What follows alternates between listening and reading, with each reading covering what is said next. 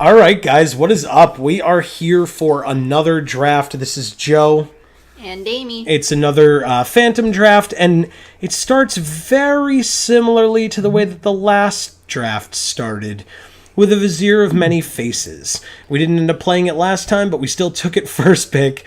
Let's see if we actually get to keep it this time, because it's a great card. The rest of what we drew was much better, and so we weren't in blue. But Vizier of Many Faces is very, very good, so we're going to go ahead and take that. It is double blue, and we are passing a Cryptic Serpent, which isn't incredible. It's not, a huge sign that blue is wide open, but there's also a Shimmer Scale Drake, but it's also a 4-person draft, so it's very possible that the Cryptic Serpent just comes back. We shall see. But this is also for the red-blue spells deck, whereas this is not. This is for really blue-white. But we're going to take it. It's easily the best card back. And it's a really nice pickup. New Perspectives is really good and constructed. You do get to draw 3 cards, but it is 6 mana. And are you really going to have 7 or more cards in your hand for cycling? I don't really think so. I really don't want to take it. On the other hand, Kenra Charioteer is really good, but it's 2 colors that we're not in yet, and this is a double blue spell. Compulsory Rest is really good, and if we're looking at Compulsory Rest, Top Crop Elite is also pretty good. I'd probably, if we're going white, I'd probably still take Compulsory Rest. I like the Kenra Charioteer. Ronus's Monument is okay. If you're beat down, you play a creature and another creature gets +2/+2 and trample, or the same one if it has haste or something. Colossopede's not bad, but it's kind of high for the beginning. Ugh, God. Well, you did say that the one that we picked would be good for a blue-white deck. Correct. And I'm taking Compulsory Rest because I don't want to go double color with Kenra Charioteer just yet. Sheltered Thicket is cool, but it's a dual land, so usually that's value, but this is a Phantom draft, so that doesn't really count. We are white and blue in terms of our picks so far, so you could, give an argument for the Unwavering Initiate or the Top Crop Skirmisher, since they both have Embalm, and that's what white-blue wants to do. I also like Greater Sandworm and Pouncing Cheetah and Splendid Agony. I wouldn't mind a Festering Mummy. A Hooded Brawler's good too. Supply Caravan's not bad. This is an interesting choice. I also don't mind Zenith Seeker, but it's looking for cycling and discard. This is actually kind of a tough choice. I think I'm gonna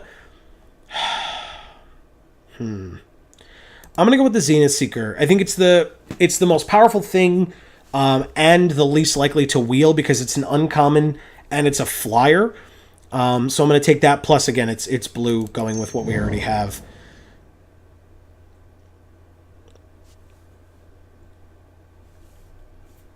Okay. Wow. This pack is crazy. What have people been picking out of here? Channeler Initiate is fantastic. If you get this early, you just make mana with it. If you get it late, you throw the -1/-1 counters on something else, and you just have a 3/4. Decimator Beetle's fantastic. These two kind of want to go in the same deck, but still, I'm not a big fan of Enigma Drake, despite the fact that we're pretty heavy blue. And Aven Initiate's good, but I feel like it's going to come back. It's definitely between these two for me. And I think because Decimator Beetle is 2 colors, I'm going to pick the Channel Initiate here, or Channeler Initiate. I love this card. I really don't know why it's still in here. I hope Decimator Beetle comes back out of this pack. And if not, the Initiate would be fine as well. The Cryptic Serpent came back. We're still not in the spells deck, but the Shimmer Scale Drake also came back. Oh, man. I kind of want that Decimator Beetle to come back, and I talked about Splendid Agony, so I'm going to take Splendid Agony here and see what happens. Maybe I'm going too deep, because we already have these 2 blue and this white, but it is a 4-person draft, and so we very well might get Shimmer Scale Drake back if the Decimator Beetle doesn't wheel. So I'm going to try a Splendid Agony here. Let's see what happens. New Perspectives wheeled, Ronus's Monument, Colossopede, Shed Weakness, Top Crop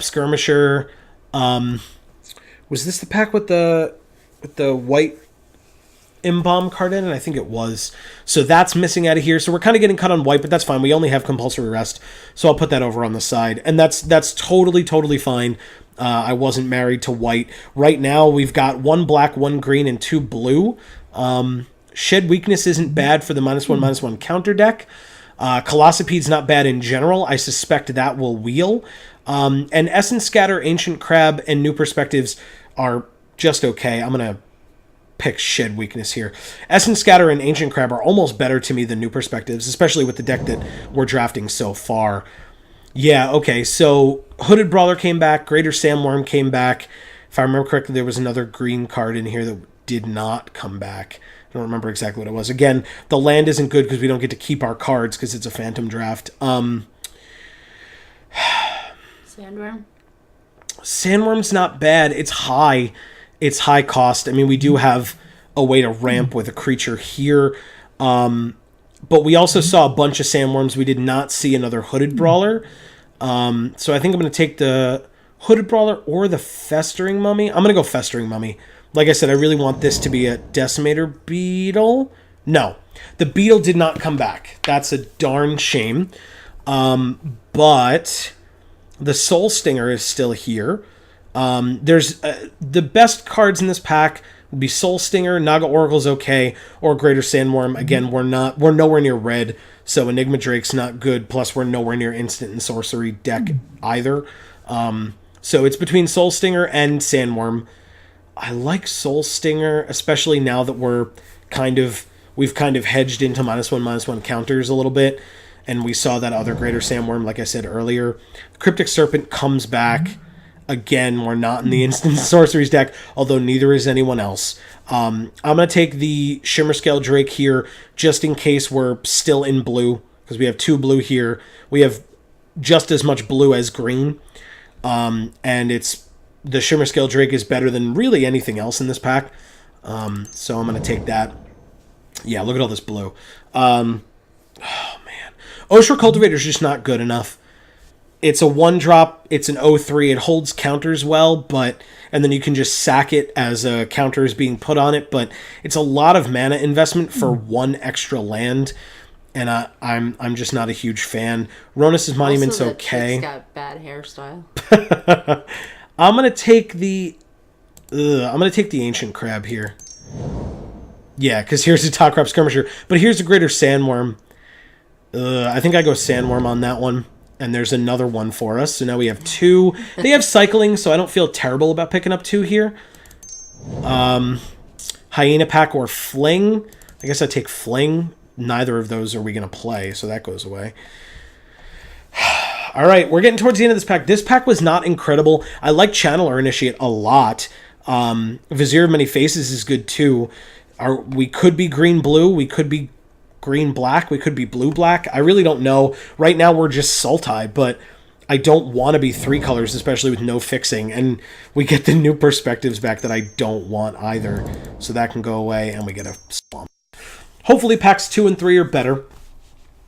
And have something for us. Oh, wow. Oh. What? So we have a foil... Some pretty good cards in this, and even I know that. We have a foil mythic plus the non-foil version of the same mythic and a scaled behemoth. I want all 3 of these. I would also take Stir the Sands. Colossopede will wheel much later. I'm taking the foil Cruel Reality as a 7-drop. If you play it, it just gives your opponent a clock. I really want either the Cruel Reality or the Scaled Behemoth back. If not, I'll take a Stir the Sands back. If all 3 of those have been taken, props to our opponent. I don't know. There's only 3 other people here. So 1, 2, 3, almost sure. 1 of the 3 of them hopefully will come back, but I kind of doubt it. But I'm taking this foil Cruel Reality. It's bling. That's cool. It'll look like I took a common out of there. Okay, figure out what you're doing, everybody. There we go. That sucks. Cartouche of Zeal and Trial of Zeal in the same pack, plus a second Kenra Charioteer for somebody, because we didn't get it. And Hazoret's Favor is just garbage to begin with, but this pack is very heavy red. Stinging Shot's not bad. I assume that'll come back later. There's nothing in this pack for us at all. This card's garbage. We're not really contrast. in white. Yeah, to the last pack, absolutely. If somebody finally moved into red, they're going to be thrilled, because 1, 2, 3 are really good. Watchers of the Dead is not where I want to be ever. This land is just okay, but we're not in zombies. This card's bad. Gustwalker's okay, but we're not in white. I'm gonna take Hieroglyphic Illumination. Scarab Feast is bad. I don't want to hone Kopesh. Stinging Shot will come back, and we're not red. So this is literally the only card in here for us. Again, once this comes back, hopefully a Stinging Shot's in there, and I'll take that. All right, fair. Once again, we'll give it a second to figure out what it wants. All right, Gale Strike's not bad. Naga Vitalist isn't bad either. I think at this point I take Vitalist over Gale Strike. Gale Strike is really good. It's good tempo and you draw a card, but Naga Vitalist, with us still kind of being in 3 colors, Naga Vitalist is a great way to go. Oracle's Vault is okay. This is draft, though not sealed. Aven Initiate's good. Here's another Cryptic Serpent. Here's a Bitterblade Warrior, which is nice. Oh, man. This is a tough choice. Again, somebody else already has an Aven Initiate because we didn't take the last one. I think we're going to go with Bitterblade Warrior here. Wow. What? All 3 of them came. What are you playing with? What are we even doing here? I honestly think I'm taking the Scaled Behemoth. A 6/7 hexproof is almost impossible to deal with. Almost. Unless you're double blocking, triple blocking. A Greater Sandworm kills it, but we have almost everyone that we've seen already. Yeah. I'm taking the Scaled Behemoth. What I think now, same as the last time, as I predicted, Vizier of Many Faces is our only good blue. So I think I'm out of blue here. And we just go like this, and we're just green-black. And if either Cruel Reality or Stir the Sands comes back, I am snap taking it. Here is Stinging Shot. Again, this pack is clearly a red drafters pack or a cycling deck pack. When this comes back, like... It looks like there was a red card that was taken. The Trial of Zeal was taken. The cartouche is still here. So I guess somebody moved into red. Trial of Zeal is a great card. I mean, it's a very, very good card. I'm not a big fan of Benediction. I said I wasn't a fan of Cultivator, but I actually really like the Wasteland Scorpion, so I'll gladly take that. Oh, come on. Where's that pack with the Cruel Reality and the Stir of the Sands? One of those 2 has to come back, right? That would be real nice. All right. Cursed Minotaur is good. Another Stinging Shot would be fine, but I'm going to take the creature. We don't have one of those yet. And this, I think, is the pack. I think this is the one. So let's find out. Does it come back? We have to wait. Maybe the person next to us is making a tough choice between those 2 as well. I mean, based on their other picks... I really don't know. I don't know if it's fair to assume that. I also don't know. Do we want 2 Cruel Realities? They're not legendary. So if somehow we get both of them out at the same time, they have to sack 2 creatures or planeswalkers a turn. There's no way Cruel Reality is still in that pack. Look. If it is, then you're playing against the most idiotic of people. Or they weren't in black in pack 1. Ugh. It picked Hazoret's Favor for us. Such a terrible card. But that wasn't in that pack, though. Did we get a different pick before that as well? Fling? No, we picked Fling earlier. Because this is all the cards, even from our sideboard. Now it's just auto-picking constantly for us. We're taking Oracle's Vault, clearly. Oh my god! Oh my god. Alright. There's no way! Alright, so we didn't get Stir the Sands. That was the one that it didn't give us. Scarab Feast, I guess. Benediction of Ronus. Alright, let's clean some of this garbage up. This goes away. This goes away. There's Nest of Scarabs. That's not bad. Quarry Hauler will probably come back. I'll reserve that while I clean up in here a little. Right? Because this is nothing, right? Search your library for a basic land, and then you get to draw 2 cards for 6 mana. This card, I don't understand this card. This card can't be good. You just tap 3 to get another land, so you ramp a little bit. And then you tap 6 mana to draw 2 cards? I literally can't fathom why that card makes sense. All right, Fling. Because it's the raddest art. Yeah. All right, so these go away. It is sweet art. It's definitely sweet art. Ancient Crab goes away. The blue goes away.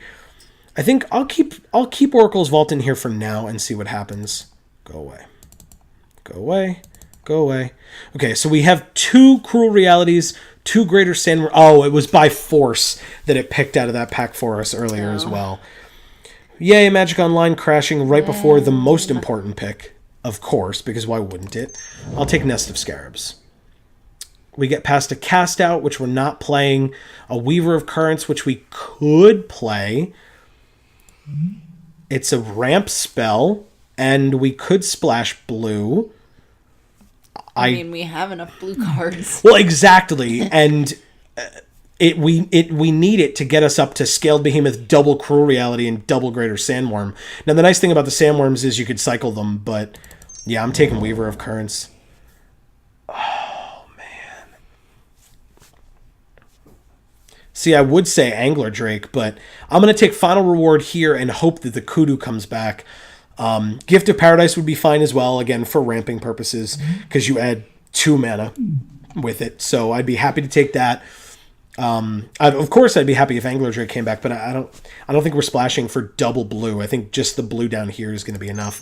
But Final Reward is an amazing removal spell. Jesus. Okay. We'll Bounty of the Lux it. Bounty of the Lux is fantastic. Yep, I mean, this is what you splash blue for, and it ramps you further. You add 3 mana to your mana pool every other turn for free with this card. Yep, it's that one. Maybe we'll get Grimstrider back. That'd be cool. There's another Ronus's Monument here. Unburden's okay. Trial of Knowledge is great, but it's Bounty. It's 100% Bounty, and we just use it to ramp up to our big stuff. That's what we're doing. I said Quarry Hauler was good if it came back. No one took Neheb. I mean, I guess it's pack 3, so people weren't just drafting the Minotaur deck, but still. That's fine. We'll take that. We're going to... Well, we have 21. We might not have to make any cuts. It depends on what else we get out of this pack. There were no more Naga Vitalists, so that's a shame. There's a Cartouche.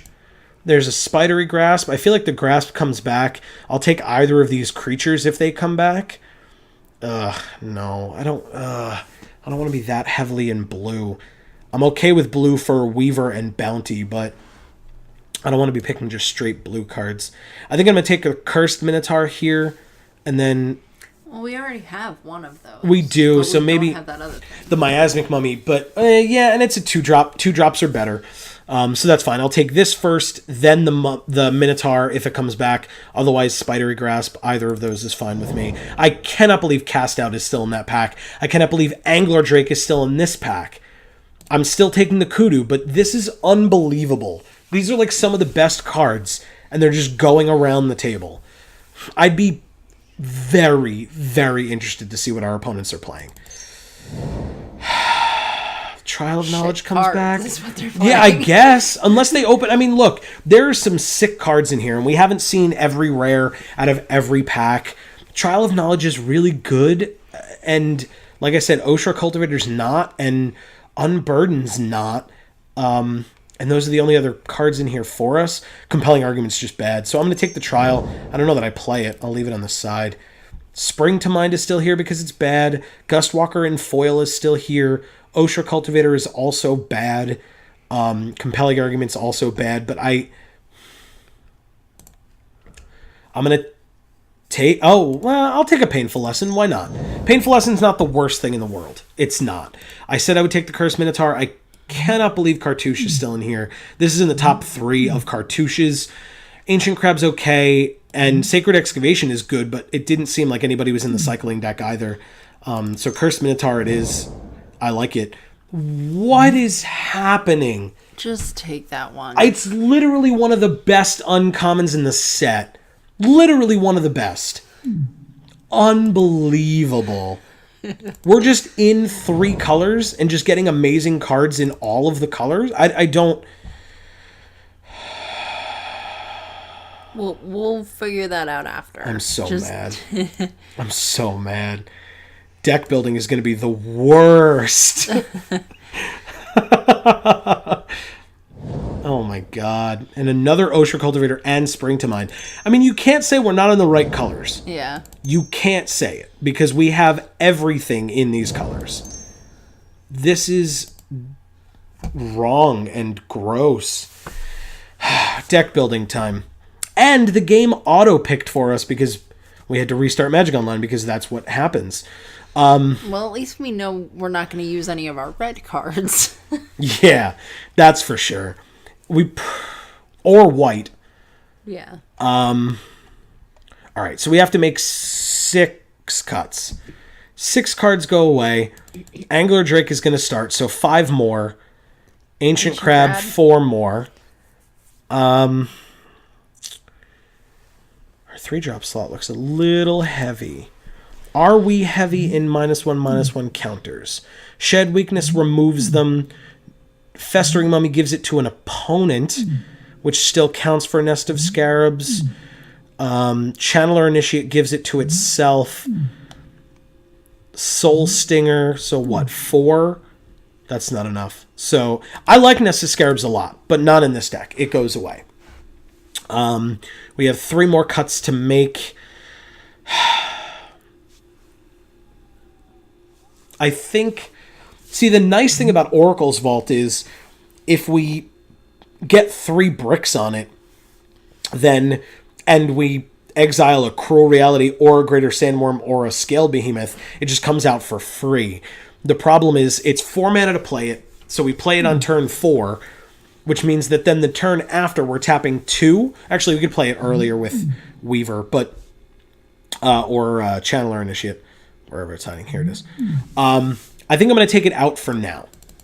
I think it's... we have a lot of mana, and if we find that we have nothing to do with our mana, I'm putting this in. Because it gives us a lot of card advantage, and it's super helpful. But for now, since I don't know, I'm keeping it out. I don't know what else. Quarry Hauler is fine. It's a 4/3 for 4.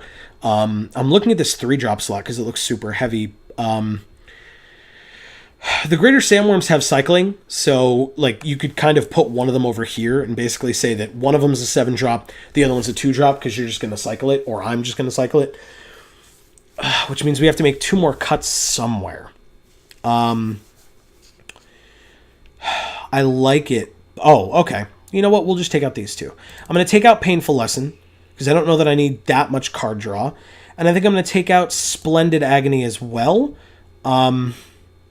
You were excited about that. I know, and it's really good removal, but it's not what we want to be doing. We kind of want to be ramping up, getting to our big stuff, and then just beating them in the face. Because if I draw Splendid Agony and Cruel Reality's out, it doesn't matter, right? And if we're early, I mean, I don't know. We can always put it back in, but I think this is what we want to be doing. We have 23 cards. Yeah, actually, if that's what I'm saying, then maybe that argument goes for Shed Weakness goes away and Splendid Agony comes in. Splendid Agony can be used to get rid of something very annoying. Splendid Agony, we only have 1, but Splendid Agony is really good for dealing with gods because they shrink, and so even though they're indestructible, if they're only dealing a damage or 2 a turn, it's not that big of a deal. Splendid Agony is also a nice way to deal with something insane like Samut, for example. That 3/4 becoming a 1/2 makes it a lot less scary because a 1/2 with Double Strike is not a big deal, but a 3/4 with Double Strike totally is. Yes, I'm leaving the Cultivators in.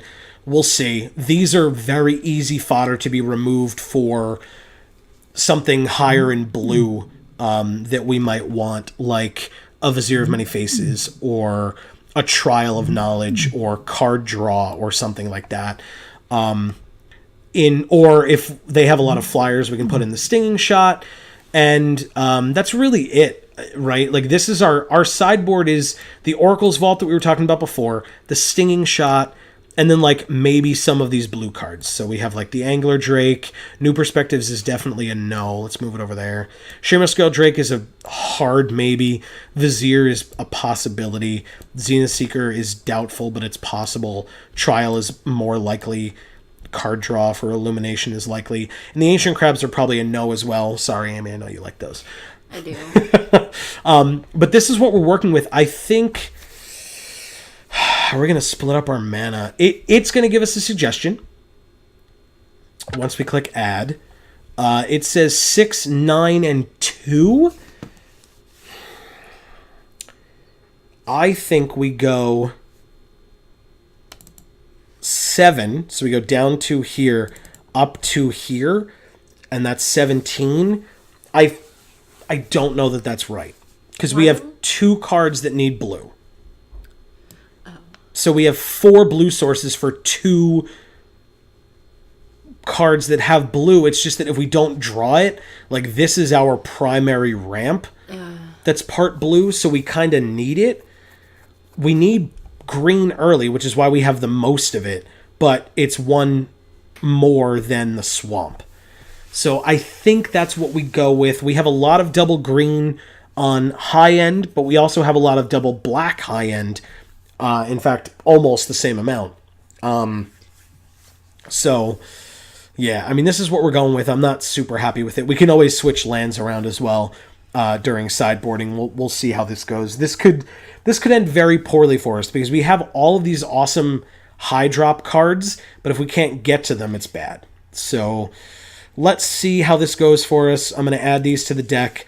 I'm going to submit this deck, and we will see you guys once round 1 starts. For you, it'll be in about a second. That actually started a lot faster than we thought, and that took only a couple seconds. I won the die roll. That's always a good time. Wow. Yeah, I'll keep this hand. It's not amazing. We're still going to cycle on turn 2, but we have all 3 colors I was gonna say, of mana. Perfect for lands. Yeah. I just hope that we get more spells. Because Curse Minotaur and Soul Stinger are good. But yeah, I'm going to play a forest first. And just pass forever. Yay. Pass forever. Okay.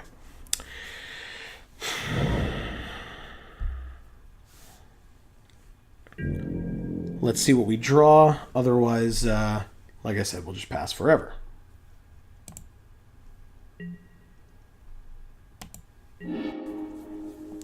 Wow. All right. I mean, there are 2 of them in the deck. We can't be surprised that we saw one. I'll play a swamp and pass. I will probably cycle on their end step. I don't know. We'll see. I don't see a need to do it right now. Give information away.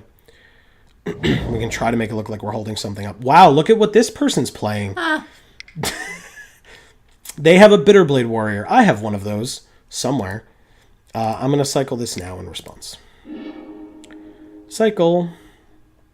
I don't know what you're playing, dude, because you didn't take either Cruel Reality.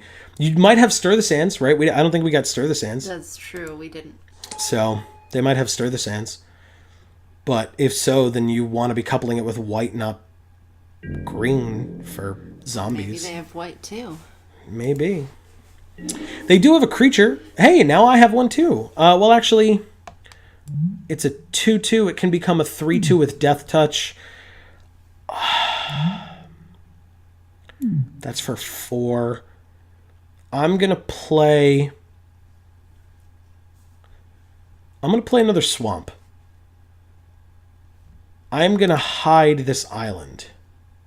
Okay, so like I said, I think I'm going to hide the blue. I'm going to play another swamp. And I'm going to play a Cursed Minotaur over a Naga Vitalist. If they want to attack, that's totally fine. I'll probably just let it through. Because I doubt they're playing 2 creatures on 3 mana. So, yeah. That's it. That's the end of my turn. We lost a little bit of time because the stupid thing crashed on us again. If you didn't get that from that weird cut. They played a land. Can we... Meh. Kind of.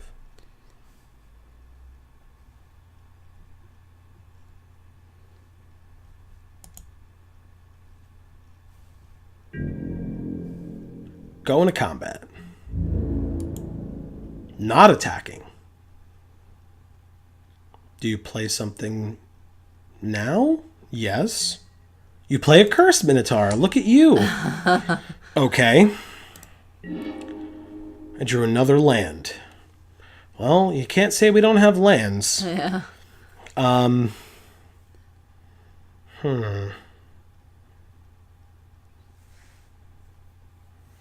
Cruel reality. Yeah, not yet, but yes, that is kind of the plan.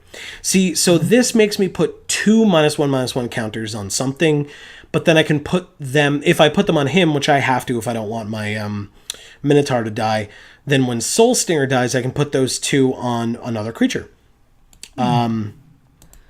Which will kill either of the things that he has on the field. Really? Oh my god. Thank you. Holy crap. Yes. I'm going to choose himself.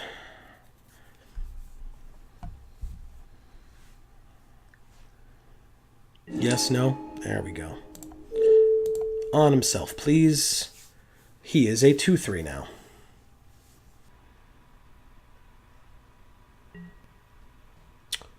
Oh my god. It let it be my turn.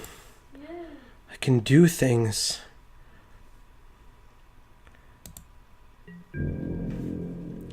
Okay, so we're back. That took entirely too long. The Soul Stinger's ability went off finally. We had to restart about, 4 different times. That was absolutely ridiculous. Our clock is garbage now. We just lost like 10 minutes. All to get the Soul Stinger to have 2 -1/-1 counters on it. Sorry, opponent. There's really nothing we could have done about that. I do feel bad. All right. They're going to combat. And they are attacking. With a 3/2 menace. The question is, do I care? No, I mean, it's a legitimate question. Because if I double block, he just kills my Cursed Minotaur. Because if he kills my Soul Stinger, then both of his creatures die. But I see no reason to not block. Because if my Cursed Minotaur lives, then both of his creatures die. If my Cursed Minotaur dies, I still have a Soul Stinger to kill his Bitter Blade if I need to at a later point. If he has a pump spell, which is definitely a possibility, then both of my creatures die. But his Bitterblade Warrior will still die, even if the pump spell pumps the Bitterblade Warrior, because the -1/-1 counters will stay on the warrior. No. So it looks like the Minotaur dies? Yeah. Minotaur died. That's fine, but because both Minotaurs died. I don't mind trading Cursed Minotaur for Cursed Minotaur, and he has a Bone Picker, which costs 1 less because a creature died this turn. That's fine. It's a 3/2, or it costs 3 less, and it costs 1. So it's a 3/2 Flying Death Touch. That's fine. It also dies to Soul Stinger at this point. Do you have something for 3? Another Death Toucher in the Wasteland Scorpion, which also dies to this. Obviously, I have to pick one. Here's a Greater Sandworm, with one more mana, with one more land, I should say, I can play both of these. And actually, Naga Vitalis is in my hand, so there you go. I'm going to play this, and I'm going to play the Vitalist, which means next turn I have either one of these, whichever one I want, which is really, really good. With all the Death Touchers, I'd probably play the Cruel Reality first, which makes sense. This island is doing a whole heck of a lot. That's for sure. That's okay. It looks pretty. Yeah, it does. I will not attack. I will leave it back as a blocker, because as a blocker, it can kill two things. Obviously, my opponent's best line would be to attack with the Bone Picker, because we'll just take 3 in the air because we have no flying blockers. But if they attack with more than just that, we can kill 2 things. Yeah, like I said, it makes the most sense. Whoops. That would be foolish. I guess I would still take the 3 this turn, but the Bone Picker would die. Oh, okay. What? Yeah. Again, like I said, if I were my opponent, it would just be the flyer, which it looks like are not figured out. I can't be upset with them for playing slowly. They waited for me for a very long time. So, because we had to restart the system a million times. I'm surprised at the decisions. Because if I block, the damage from the Soul Stinger kills the creature that I'm blocking, whichever one it is that isn't the flyer. And then the -1/-1 counters kill the flyer. And I'm still at 20. And they don't know it, but I have Cruel Reality next turn. Okay. Jesus. Okay, so they did attack with both creatures. We had to restart again if you didn't get that. But they did attack with both creatures, which again, kind of foolish. They're still in Declare Attackers, that's fine. I'm going to block this way. Because again, then I can kill the Bitterblade Warrior and the flyer. They only have a 2/2 left. I mean, they have 5 mana, so presumably they're playing something. Right there, please.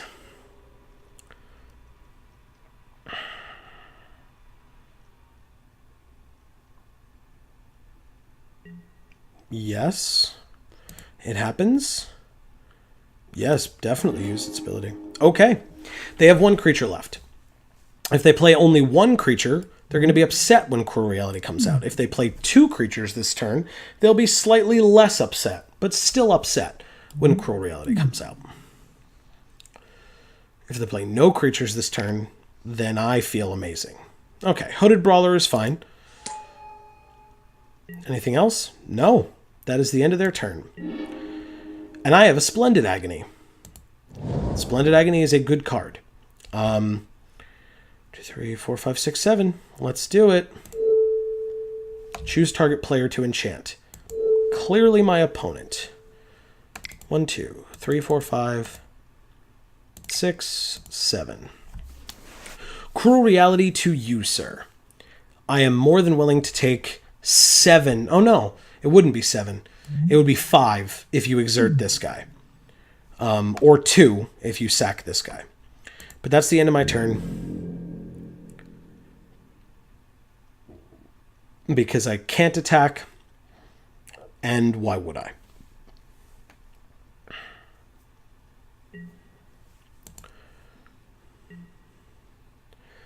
Okay. Cruel Reality. What do you got? It makes sense to sack the Wasteland Scorpion, so you can deal me at least 5 damage this turn. Bring me to 12. If you have a combat trick, bring me even lower. Yeah, okay. The problem is you're exerting, which means you're going to almost certainly have to sack it next turn, because it's just going to sit there forever. And I have Greater Sandworm next turn. Again, not that they know that. They go to combat.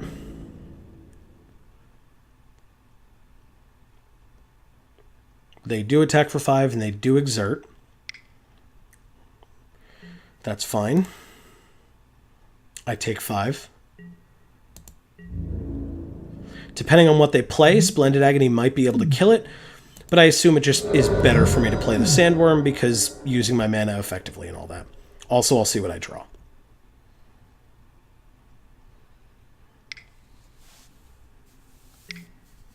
Hey, a Colossipede. See, the cool thing is, now Splendid Agony kills Hooded Brawler, and Colossipede dies to Cruel Reality. And Channeler Initiate, so I can do both? Yeah, I'll do that. We'll wait on the Greater Sandworm for now. Do I kill the Vitalist? 1, 2, 3, 4, 5, 6. No, I don't think... that's a tough one.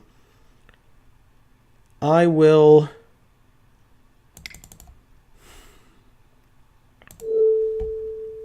Splendid Agony on the Hooded Brawler. Both counters. So it dies. You sack the Colossipede on your next turn. You have 2 cards in hand.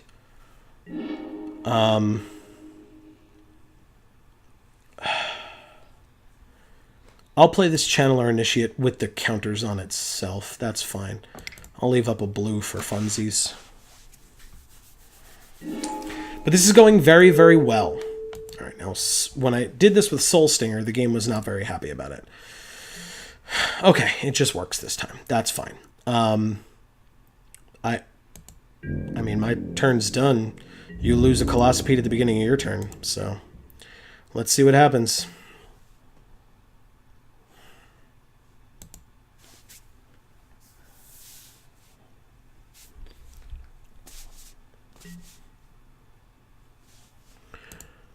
Cruel Reality, what do you got? Sack the... You actually, because of what the card says, you have to sack that creature. You can't choose to take 5 instead. You actually have to sacrifice a creature or a planeswalker. And it's if you can't that you lose 5 life. It's not a choice.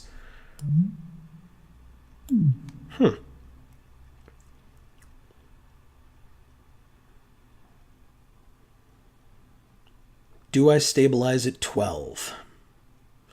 Oh, and by the way, if it was a question, if I don't draw a land next turn, or maybe even if I do, Channeler Initiate gets used for the mana for the Greater Sandworm, because then I can make this into a 3/4 eventually and start beating down.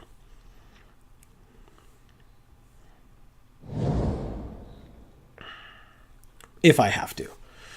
They have 6 mana.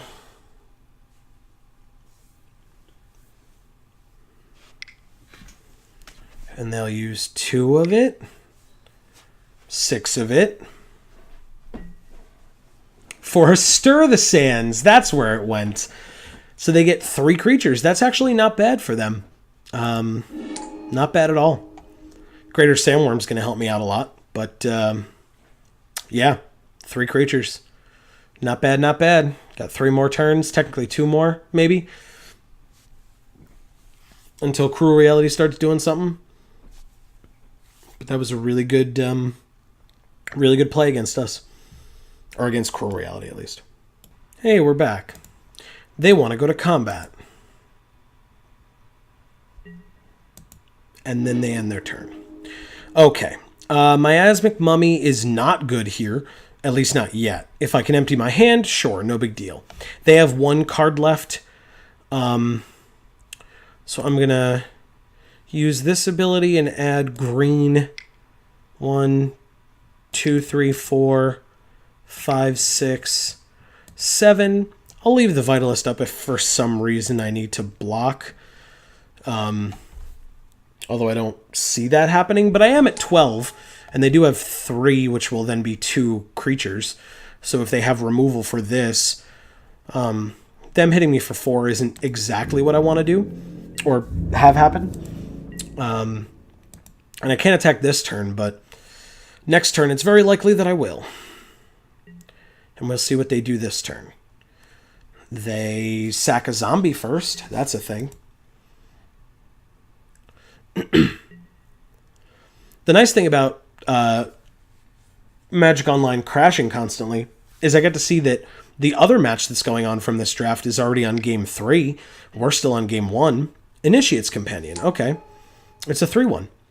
which dies to the Naga Vitalist, which I'll gladly do. This eventually becomes a 3/4 if it lives that long. Hey, I get to discard my miasmic mummy before I made him discard seemingly his. Yeah, that's fine. I discard my miasmic mummy. No big deal.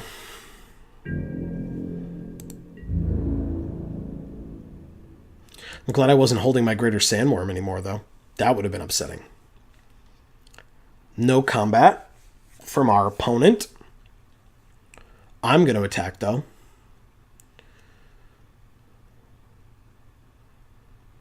Because they'll lose a creature blocking or take 7.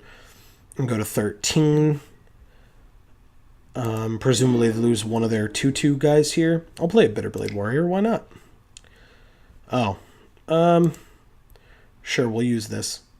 Make him bigger. Eventually, this guy will be big enough to also attack. But for now, it's going to be a 7/7. Turns out 7 drops are good.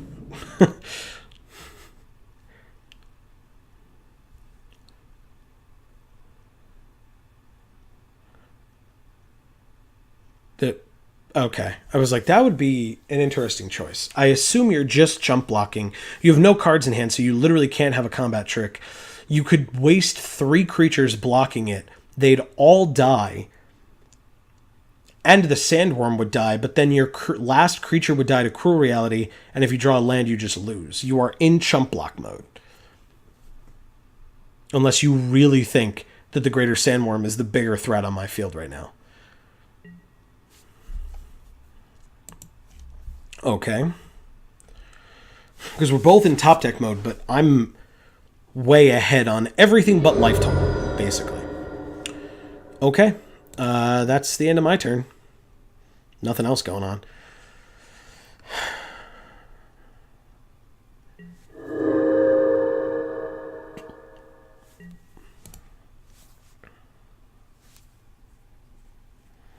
What do you got, Cruel Reality?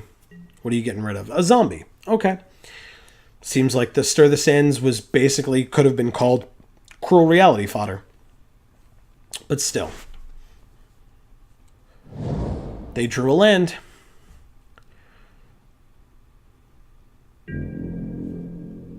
Do they attack? I doubt it. Okay. My turn. Hey, look. Ornery Kudu.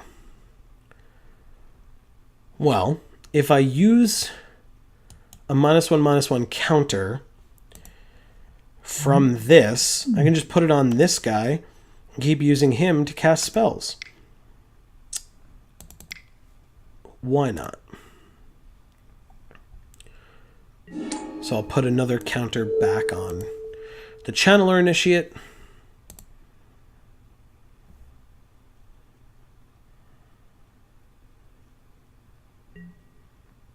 This has been a little slow, but otherwise it seems fine to me. I'll attack with the Bitterblade Warrior also, but I will not exert it. Because if they want to kill the Bitterblade Warrior or trade, that's fine. Cruel Reality will do the rest of the work for me. Otherwise, they're just taking 2 and it's free. So, happy to do that. I clearly won't attack with the Vitalist because that's an easy block for them. Okay, so you take 7 but kill my... That doesn't make any sense to me. That's totally fine. Like I said, I was more than happy to have it die, but why, though?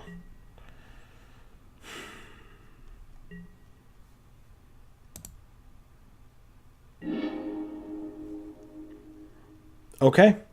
They sacrificed their last creature. They're in top deck mode. What did they draw? They drew a Giant Spider. Not a bad card. It's a 4 toughness, so it makes me... Well, it's a 2/4, though, so I could still attack with stuff. I could still attack with... Yeah, that's amazing. I'll definitely do that. Let's... Doesn't matter. White and 2 black for the Wasteland Scorpion. cast, please. I could have cycled it, but it's a Death Toucher. I just want to kill their creature, so Cruel Reality kills them. I'll still attack with the Kudu. If they block the Kudu, nothing happens, but the Giant Spider still dies next turn. But they'll also take another 7. So, yeah, we'll do that.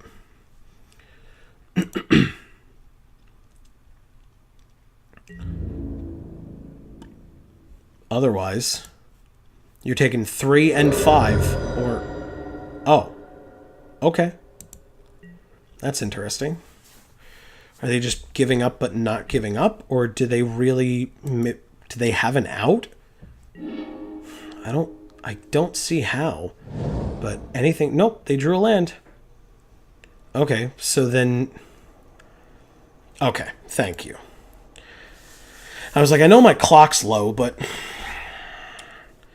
Alright, well, we'll just run it back. I didn't see anything to sideboard against, because my stuff worked. Let's see what we've got here. Bounty of the Luxa. We do need a forest, though. This could end poorly for us, but we do have a cycler, so I'm going to keep it. I feel like mulliganing would end up being worse. So I'll do Honed Kopesh. Okay.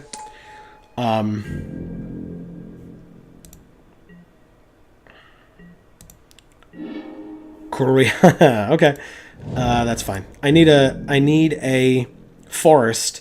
If I draw it next turn, it's great. I can just play Vitalist out right away, but otherwise I'll have to cycle the Sandworm to start and wait for Bounty of the Luxa, which draws me cards, gets me lands, gets me up to, or mana, I should say, gets me up to Cruel Reality because I do have double black.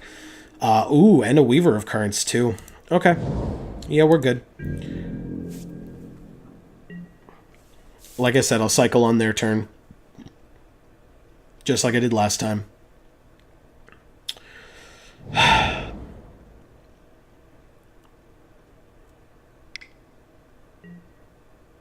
Cursed Minotaur. Let's cycle in response. But otherwise, that's fine. Splendid Agony. Well, it's a card I could play. If I don't draw a forest, it's what I'll play, probably. And then if I draw a non-forest, yeah, like that, then in 2 turns I can play Soul Stinger. I still have things to do. I'll wait. Just in case they play something that I care more about than the Cursed Minotaur, although I doubt it. We'll see.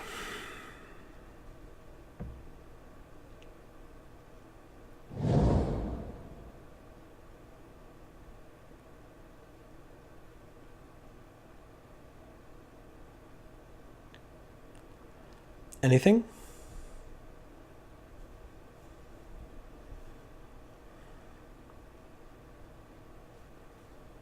Four cards in hand.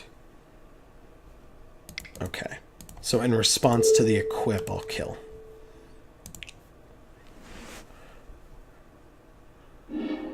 There we go. It goes away.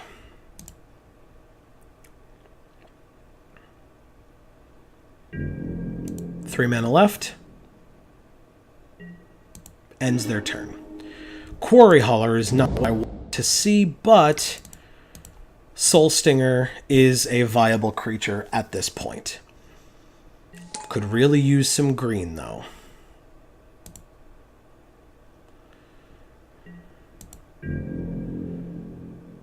Okay. What have you got? Soul Stinger worked really well against my opponent last game. Let's see if it works again this time. Pouncing Cheetah. Okay. Seems fine. If they just go to combat and attack, me blocking is worse because the -1/-1 counters don't go anywhere. But if they play something, literally anything, and then attack with the Pouncing Cheetah, creature-wise at least, I can put them on whatever they play. Even if it's something bigger than 2 toughness. Okay, they equip with the Kopesh. Well, still, if you're attacking, it'll die. And they play a Miasmic Mummy. We have to discard a card. I would discard the Quarry Hauler here.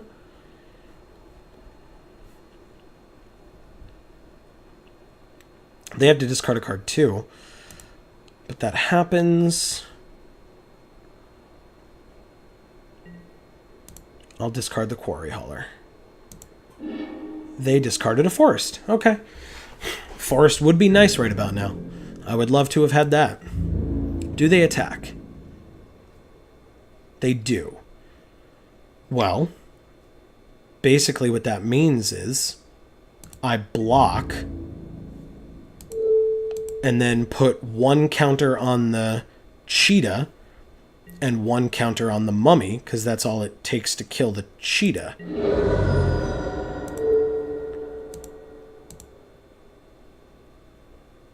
Oh, I can't. Okay, that's fine. I'd rather kill the cheetah. I can't distribute, I forgot. I'm thinking of Splendid Agony here. That's fine. Still, cheetah dies. I'd much rather have the cheetah die. Sure, this makes it a 3-3, but the other one was the cheetah was a 4-3, so that's fine. Totally fine. My clock is getting low, and I can't play anything, so that's the end of my turn. No green is rough, but we're not super pressured by anything but our own clock right now. So, we'll see.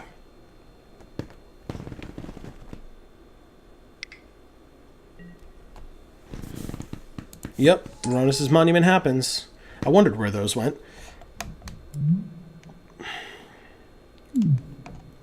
That's pretty good. You tapped all your green, though, so I'm not afraid of a green creature coming down, but you can attack me for 3. That's fine. I will take 3.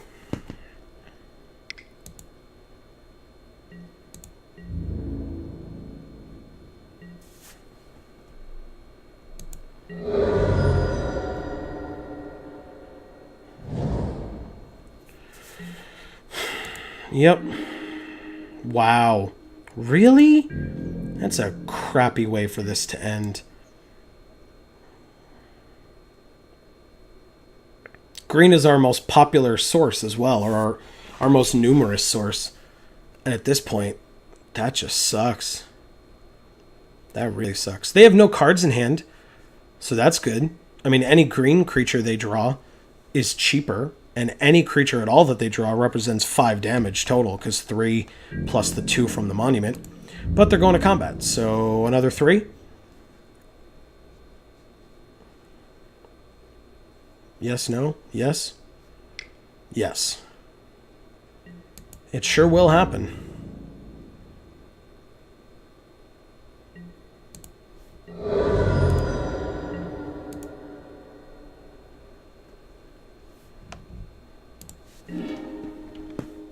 Hey, a forest. Look at that. Okay, so the question is, what do we play?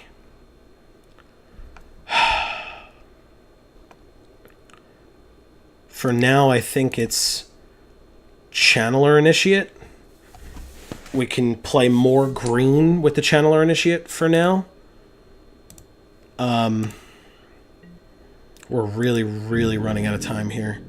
It's a real, like I said, a damn shame.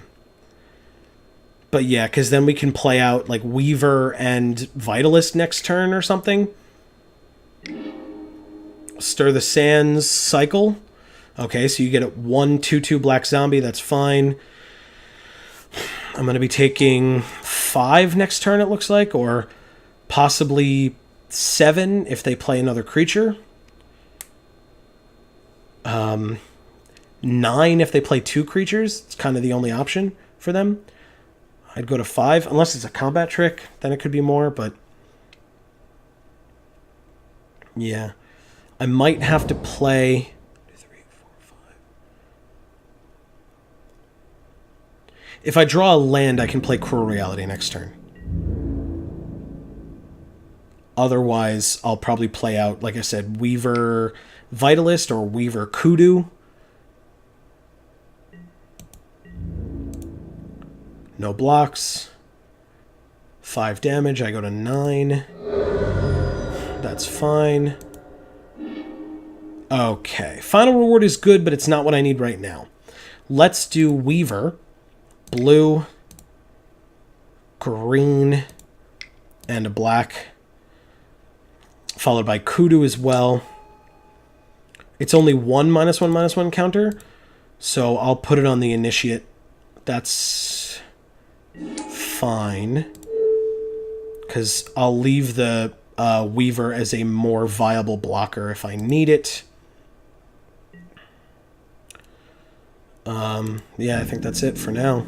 But now I have a 3/4 blocker, which can stop anything on their field right now. Although, again, if they play a creature, Ronus' Monument makes that not the case. But I at least know they already played their Pouncing Cheetah. If they technically have another one, that would mess up combat math. But otherwise, without a flash creature, we would know about the pump from Ronus' Monument ahead of time. All right, they're going straight to combat. I will be blocking, but only with the Kudu.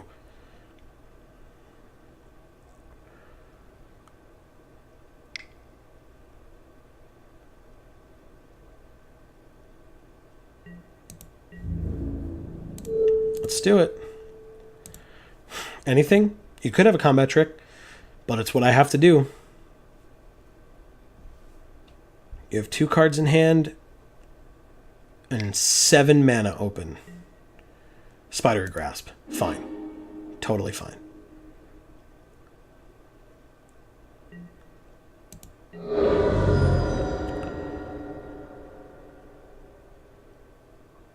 Okay. If I draw another land next turn, I'm playing Naga Vitalist Cruel Reality. If I don't, it's just Cruel Reality. I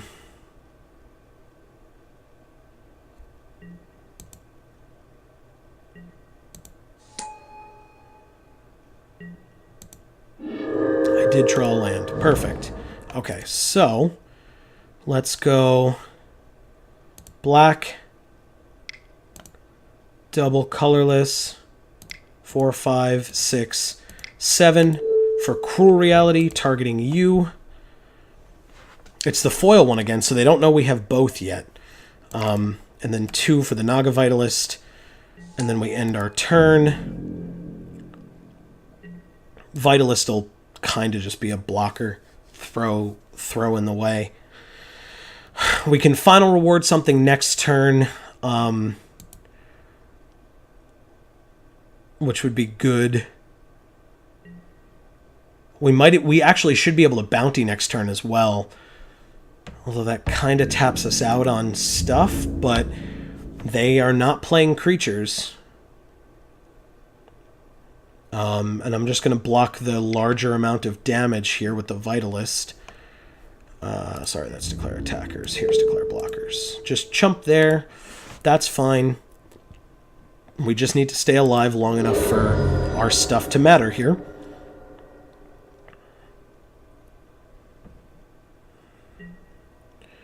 End step. Fine. My turn. Greater Sandworm?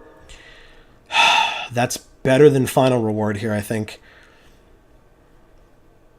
And I'll leave the Weaver to block if I need it, although I really don't want to have to. So Greater Sandworm comes down. They only have 2 creatures left. We are going to not attack. We'll just end our turn. Clock is getting real low. On their upkeep, they sacrifice, presumably the Scorpion. Nope. Okay, well, that makes sense. I was going to say, or the Mummy, and then they put the Kopesh, because the Scorpion is the one with Death Touch, so.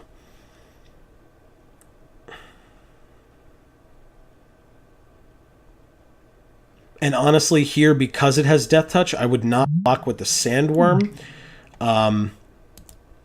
If they play a creature, it becomes a 5/5 trample, and I would go to 3, so I might have to. But with final reward, I don't know that I want to.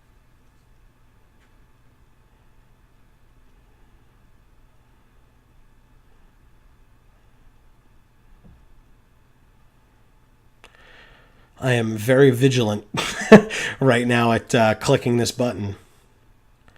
Okay, they're blocking.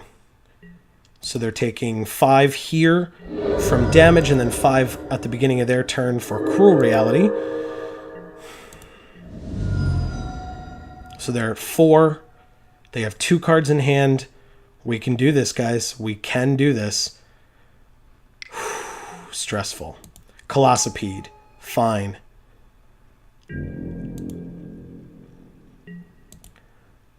There is a button to attack with all creatures, I promise. And I'm going to do it. Hey, another Cruel Reality. Begin combat. Attack with all creatures. Go. Hurry up. You lose. You lose. With 12 seconds left on my clock, do you lose? Oh my god. Oh my god. Talk about stressful. That's insane. There's no... Wow. We restarted Magic Online like 5 times during that match. That's insane. Alright, I'll probably cut a little bit of this out. We only have a minute and a half because our match was the last one, because of course it was, because they were under 4 minutes too. Wow! Leave me a comment. Leave a like if you liked that. That was super stressful. I'm sure I messed up a lot, and feel free to let me know about that. I'm sure when I look back on this, I'm going to hate myself, but please feel free to let me know, because I appreciate the feedback. I appreciate the vigilance of you guys checking that out and letting me know. But we did it. We won. So, like I said, there's about a minute left. I'll cut all this out, and we'll be back in a second. Okay. I had about 60 seconds to freak out, but we're back. This is an unkeepable hand. That's a great way to start. If we don't have to restart Magic Online, it might just be a real game, and we'll see what we can do with it. But we also have to mulligan our opening hand. It's actually pretty sweet. If we had green, even with... Like, if this were green, even with... I still don't know that we keep it. 3-drop, 3-drop, 2-drop. If it were, green and black, then maybe. Because we have the 2-drop here. If we drew any land, it would get us either of these, plus the activations on these.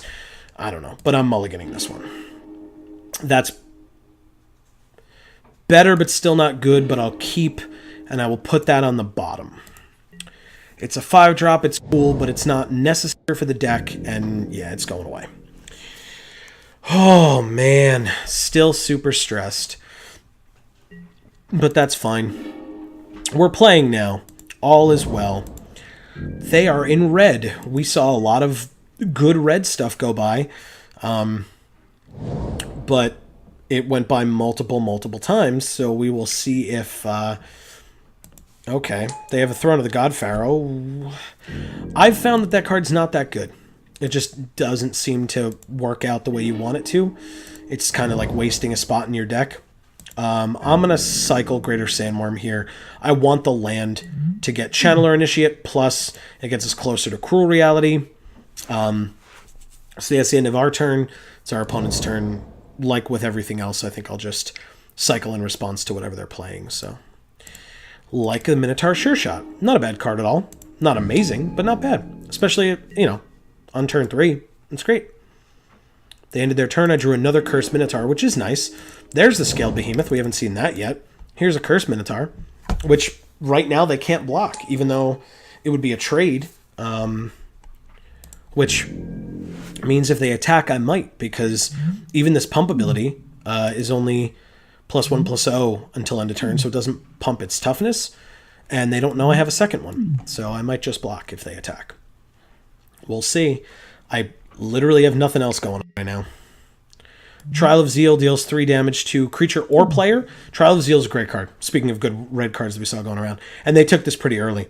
So they're either going to kill my creature or hit me in the face. I'd do the creature in this case, because then they can do another... Yeah, that's fine. Totally fine. If they got the Cartouche of Zeal as well, which was going around, they can return that to their hand and do it again to either kill another one or hit me for 3. Right now they're just going to hit me for 2. Totally fine. Okay. It happens. Nothing else, I assume. And Throne of the Godfather deals me another one. Okay. Bitterblade Warrior. Well, that's unfortunate. But that's fine. Well, we're still not losing. We still have things to do. And that option of blocking is still there. Although with this Cursed Minotaur being the only thing we're doing right now, that might not be the best idea. But we'll see.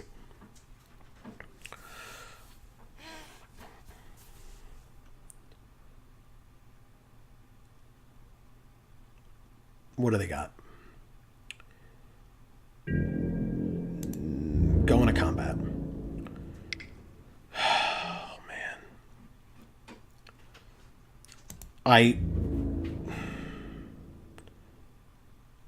Fine.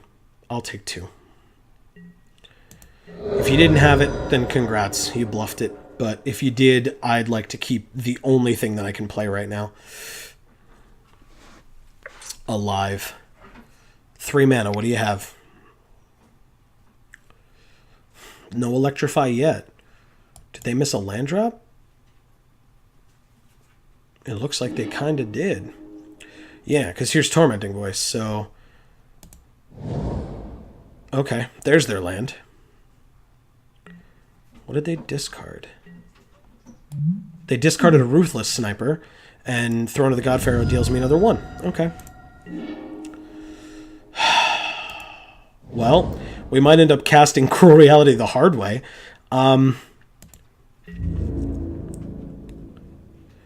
Do I attack? 14, 13, 12, 11, 10? 9, 8... That's actually kind of a difficult question. Fine, I'll do it. If we're going to game 2, we're going to game 2. There's really nothing I can do about that. And their deck's pretty sweet, but I haven't seen any bombs yet. Like, you know, this or this. That we're nowhere near yet. But actually, I wouldn't say nowhere near. We draw a green, we play Channeler Initiate into Scaled Behemoth or Cruel Reality. There's a Hazaret's Monument. It allows you to rummage instead of what the green one did with pumping. This might be the worst monument. I'm not a huge fan. That's fine. Yeah. We go to 12. And now 11. Also fine. No problem. Hey, a forest. All right. We have 6. We could just scale Behemoth here. Oh, no, we can't. We need double green. So, yeah, we channel our Initiate here 100%. And now they can see that green is what we were waiting for, even though it's our most prominent color. Ooh. Yeah, I've still put it on itself. That's fine. But now I can much more aggressively block. Although I'm at 11. Nope, I'll still attack. Being bold, turning creatures sideways, that's what you're supposed to do in Magic. I learned that a long time ago. They might have, you know, magma sprays or electrifies or things like that can blow us out, but we're just getting online, and what do we have? 1, 2, 3, 4, 5, 6, 7. We can Cruel Reality next turn. They haven't played another creature yet, so that would be really good for us. They only have 3 cards left in hand. Now 2 if they play something. Ooh.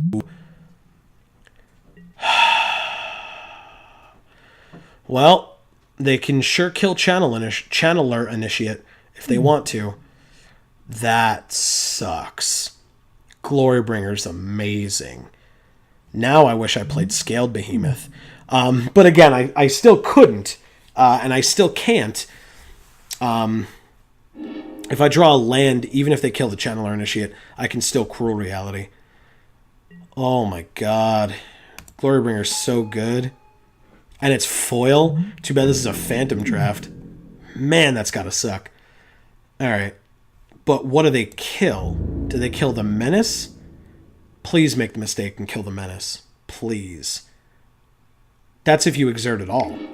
They do exert. Okay. What are they killing? Please make the mistake. Choose the Curse Minotaur. Damn it. All right, well, can't blame them. Definitely can't blame them. I need another land. If it's a green, then we have a tough choice between Scaled Behemoth and Cruel Reality. Because I'm also taking a butt ton of damage. And I go to 3 because of the throne. It's a really good start. You made me pay for not having that green. Wow, that's mean. Oh, and I can't even play the Bitterblade Warrior afterwards. Oh, but then I guess I do it. I don't know that there's literally anything that they could do that would be worse than Glorybringer, but I'll let them. Oh man, I'm at 3. So I have to be able to block. I'm not attacking this time. I'm not that stupid. But I do have Final Reward.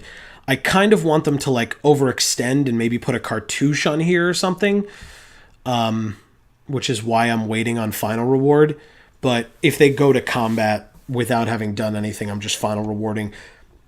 Oh, but it's tapped because they exerted. So, well now, okay. So they're going to combat. They have an untapped Glorybringer, so I'm not worried about that. So we're actually okay right now. It'll be end of turn if I have to, Final Reward. I'm going to block here almost immediately, and then at the end of their turn, I'll Final Reward. Yeah, because if they pump, they just kill me, so blocks have to happen. And if they can somehow give it trample, I can always Final Reward it to keep myself alive, which would be bad, but it would be to keep myself alive. So, sweet. Do I draw the land for Final Reward, or for Cruel Reality, I mean? Pursue Glory. Oh, they're cycling it. I was like, why are they playing that now? It's a combat trick. But okay, they're cycling it. That's fine. At the end of their turn, I might just... Final Reward, please. Thank you. Oh my god. Talk about stressful. I'm at 3. This is awful. At least I don't take any damage from the throne this turn. All right, Vitalist. 3, 4, 5, 6. Yeah, Vitalist has to come down here so that I can play something else. One of these two. At this point, it might be... I don't know. It depends on what they play. We'll wait. We'll wait for their turn. If they only play one creature, it's probably Cruel Reality. If they play more than one, it's probably Scaled Behemoth. Oh my god. If I have to chump block with Naga Vitalist on a... Oh, okay. They're just ending their turn. Well, I'll take another forest. I was kind of hoping that was going to happen. That's great. 1, 2, 3, 4, 5, 6. I can play Scaled Behemoth and Bitterblade Warrior here because I have 3 green sources thanks to the Vitalist.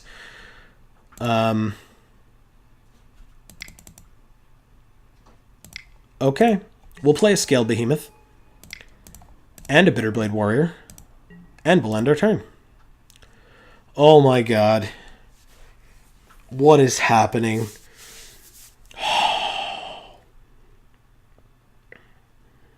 Like I said, let me know in the comments. Are you guys as stressed as I am right now? Sometimes when I watch drafts and it's a stressful turn or a stressful game, I also get really stressed, so I apologize if I'm stressing people out right now. But I am also super stressed, if that makes you feel any better. Do they rummage?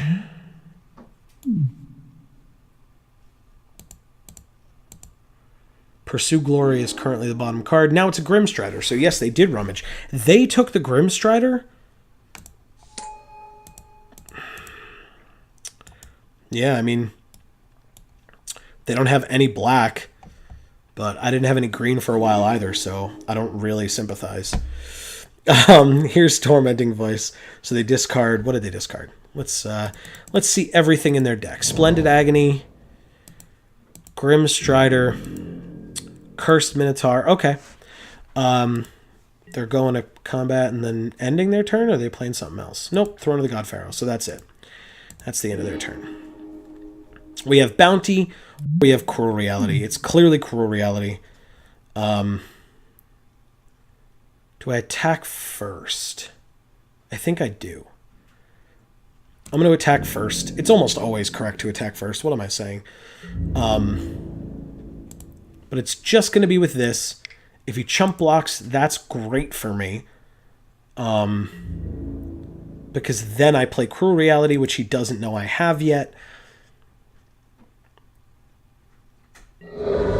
Nope, he took it all. Okay. Well, props to you. Maybe you saw the line, maybe you didn't. But regardless, now you have something to sacrifice for Cruel Reality. Because if he exerted it, it would have been a 3-3, so it's not even anything that insane, but that's fine. Oh, man. Did we stabilize at 3 life? We'll find out. If they play Cartouche of Zeal, we lose. Because they play Cartouche and then replay Trial, hit us for 3, and we lose. And because they can play Cartouche on one of our creatures. Tormenting Voice. Again, how many Tormenting Voices does this person have? And what did they discard?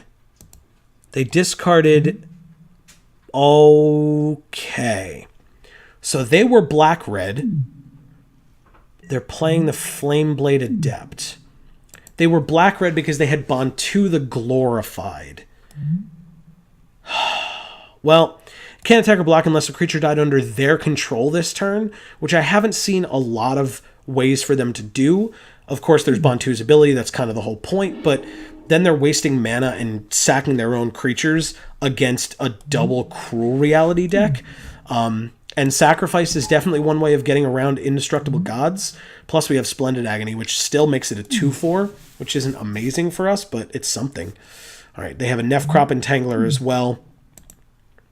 They're still going to have to chump block because I'm attacking with both of these next turn because it represents lethal. So I'm just going to do it.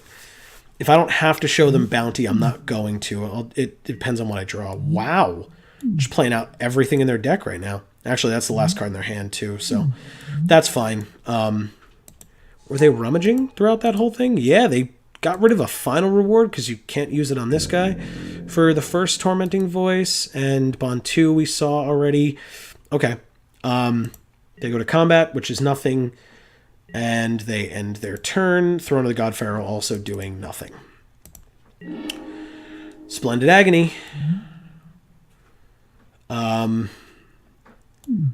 Let's attack first. Oh, no, they can kill. Let's not even give them the option. It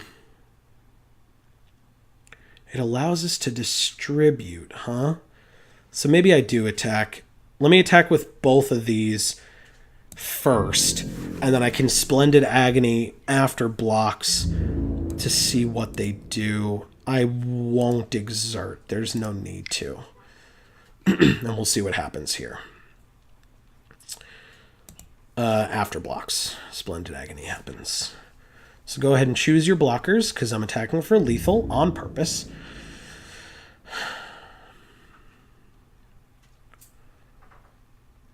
Because if I do this correctly, or if I do this correctly, then I can get them. Oh my god. Okay, so if they block just here, like this, we can distribute one counter here and one counter here, wipe their board, they take 5 from Cruel Reality next turn. That's it? That's their blockers. Okay. Well, we still distribute, so 1, 2, 3. Splendid Agony. Putting 1 here and 1 here. Sure. Oh, no. We still lose? Darn it. Do we still lose? Yeah, we would have had to put them both on him, huh? I didn't even see that. I forgot that he gains Menace. So he becomes a 4/3 with Menace. We can't block... Oh, no. He has to sacrifice him. Oh, thank God. Whew. Thank you, Splendid Agony. Does not matter. So I'm glad I didn't put them both on him, because then he would have been able to sack the other guy. That's awesome. He dug a lot for answers, too. Wow, we won that game. All right. Oh my God. On to game 2. This is nuts. You guys don't know this, but I'm doing this right before bed. This is a terrible idea. Why did I do this right before bed? Now I'm all stressed out. All right. That's fine. We're just running it back. I don't know what else to do here. So far, we haven't seen anything amazing for Oracle's Vault, to be honest. I haven't really had a desire to put in anything else. Like, Vizier of Many Faces would actually probably be really good against this guy. But that's fine. If we lose next game to Bond 2 or Glorybringer, then maybe we do, but we're up a game, so we just run it back. They are assumingly going to play first. Let's see if they get black this game. I don't know how much black mana they have in their deck, but... All right, so we have blue and green, and we have bounty. So, yeah, we're good. This is an amazing hand. We don't have black for Festering Mummy, which kind of sucks, but we are on the draw, so it's still possible. They play nothing turn 1? Or something turn 1. They do have the... Nope. Okay. Nope, we drew a forest. Fine. But it's also a 4th land for bounty, so we can definitively play it this game. And we have Bitterblade Warrior next turn if nothing else, so... Otherwise, we have Miasmic Mummy, but it still probably would be Bitterblade. You discard a card. Okay, what do you discard? Oh, they have black. Good for them. We're off black in this game, and they have it. So they discard Bond 2. Why? Why would you... Okay. That's confusing to me. I mean, it's fine. That's their choice. But that's weird to me. That's very weird. Okay. Fine. They have a 4/3 on turn 2, which is great, but we do have a blocker. Question is, do we block? It's a nice final reward target, that's for sure, but we would need the black. We could wait and try to double block? That seems awful. Throne of the God Pharaoh. There it is. It did some good work last game. It's still not amazing. I'm sure they would have much rather had a creature instead of the throne. Yeah, I'm not blocking that one. I'll take 4 this time. Go to 16. Okay. And that's your turn, I assume. Oh, and then I go to 15, obviously, but... Okay, there's the swamp. Do I play the swamp right now? Yeah, because I do Miasmic Mummy or Festering Mummy. It's probably just Festering Mummy.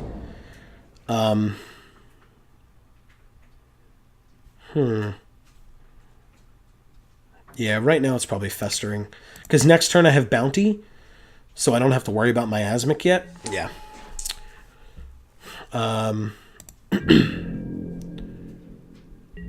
Do I attack? It would only be an attack for 2. Chump blocking with the mummy gets a counter on this to make it a 3/2, which means then blocking with either of these kills it. So yeah, I think I attack. I just don't exert.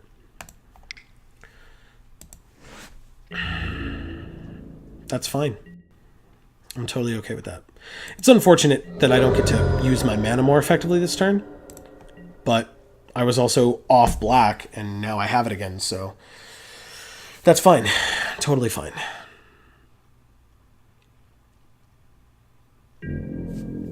Okay, they're going straight to combat and attacking. I assure you I will block. Sure. Oh, are they just short on lands in general? No, not necessarily. They're just going to play something second main phase. All right. It's on you. It still doesn't kill, but that's fine. It's a 3/2.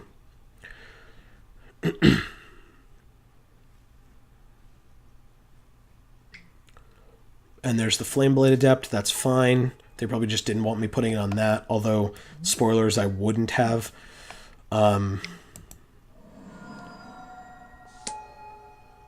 Okay. But I do have to be aware of this ability for Miasmic Mummy. Just because. But this turn, it's just Bounty.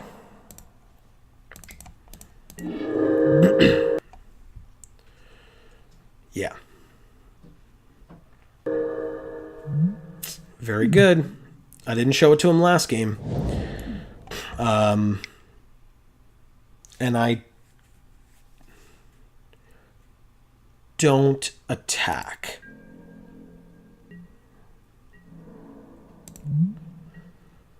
I'll leave this Bitterblade Warrior back to block. Clearly the Miasmic Mummy would be a better blocker because this can gain Death Touch and kill something bigger later on when they're more desperate. But I also have Colossopede and Final Reward, so losing the Bitterblade Warrior doesn't feel like the worst thing in the world. And I can hard cast Colossopede next turn for 5 or Final Reward if they, somehow on 3 mana drop huge threat, like Neheb, for example. And this guy is a Minotaur, which means it would have first strike. This is a Jackal, though. Neheb is great for them. I'm gonna exile it, and I'm also going to chump block here, which is unfortunate. I'll take the 1, because I can't even block that, but do I take 3 and go to 11? Or 4, and then it would be another 2? Because it's going to be another 2 regardless. I'm gonna block here. It kind of sucks, but it's what has to be done. That's fine.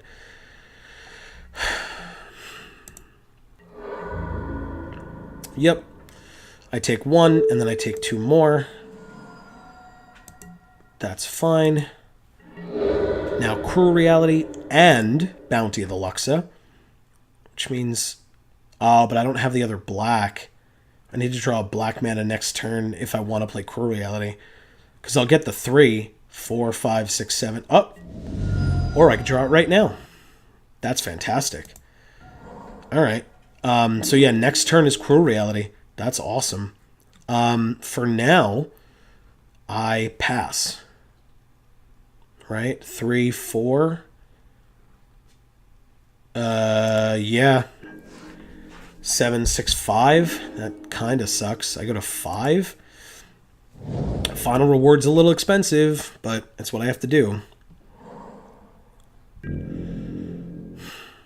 And again, this comes out next turn. At least, maybe it doesn't. We'll find out. Because with all of this happening, yeah.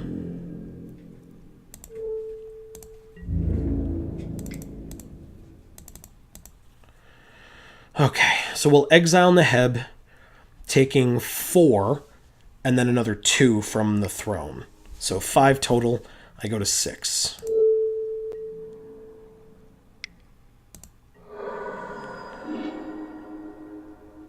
Oh, I go to 5.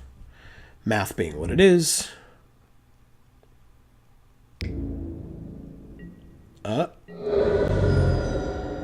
Okay. You didn't do that earlier. That... What did they discard? They discarded a Tormenting Voice to play a Tormenting Voice. Okay. And they have Bantu as well in their graveyard. I don't... Oh my god. Okay. Good. Luxa happens. 3, 4, 5, 6, 7. Do I do this, though? No, I don't think I do. I do creatures, blockers, this turn.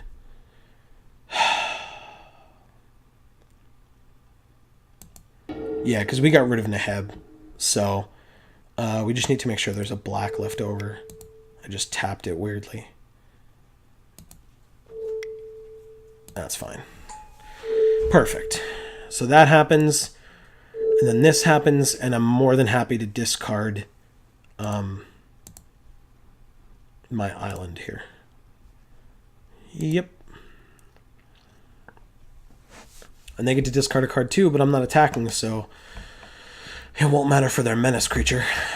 What do they discard? A mountain. Okay. That,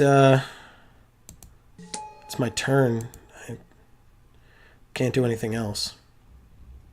But I have 2 viable blockers on the board. I could take 1 or 2 from this, and I won't feel terrible. Because I want the Colossopede to be able to kill this guy. If the Colossopede dies in the process, that's kind of fine. Cruel Reality, well, double.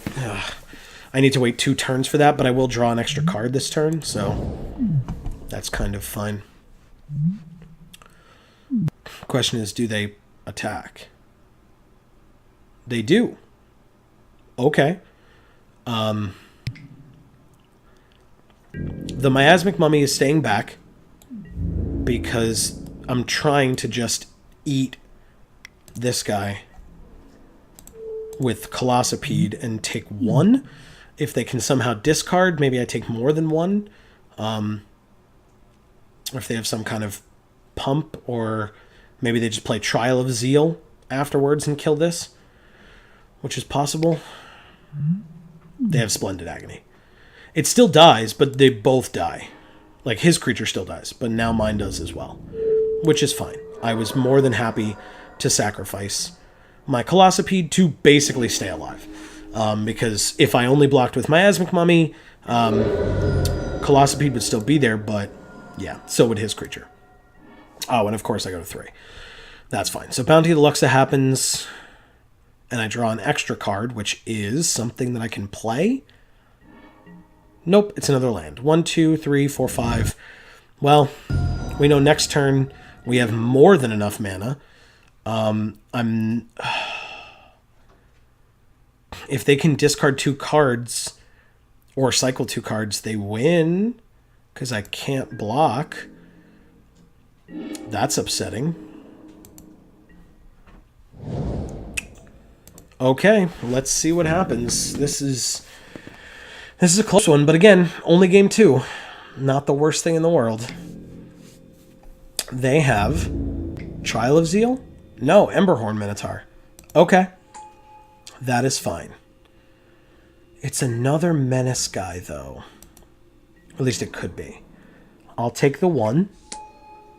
Is there... There's cycling for 1 if you have Desert Ceradon. I go to 1. Oh, no. Actually, I would lose if you cycle Desert Ceradon here. Because of the throne. Nope. So I go to 1. I have to draw...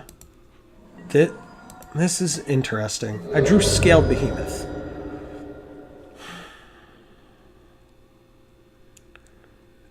Interesting. 3, 4, 5, 6, 7, 8, 9, 10.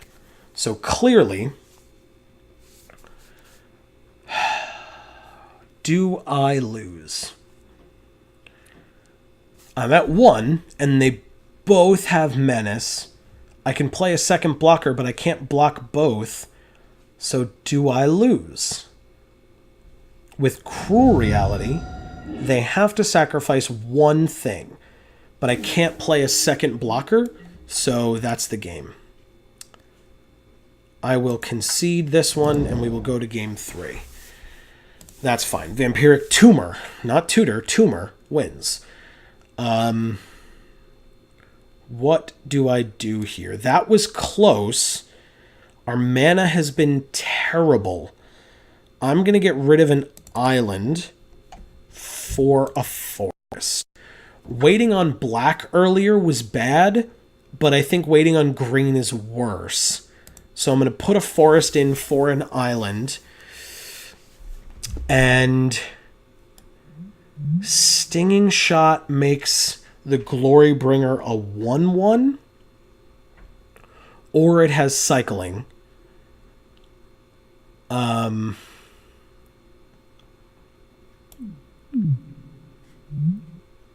Shed Weakness is a combat trick, but not a very good one. None of these are relevant.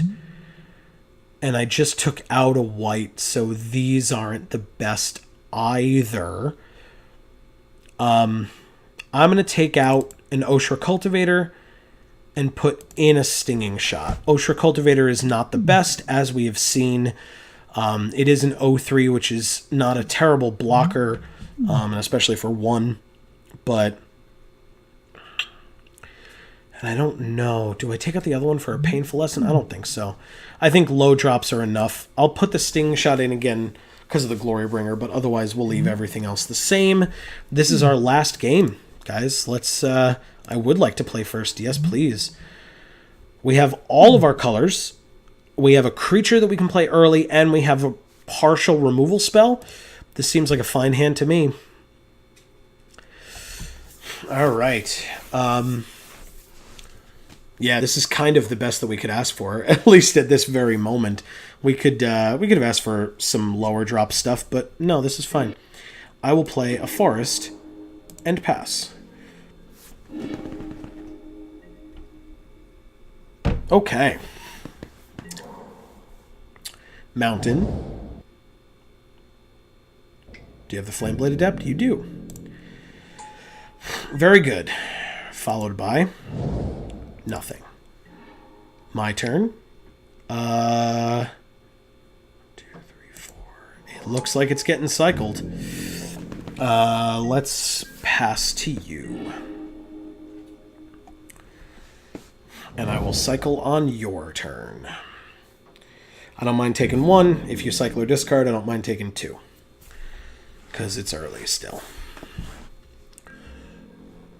Yeah, I mean, cycling 1 of these greater sandworms doesn't feel bad, especially when Scaled Behemoth is in our hand. That's fine. I take 1. That's fine. Do you play something? You do. You play a Nefcrop Entangler, which gets responded to by a cycle. And I get a Festering Mummy. That's not bad at all.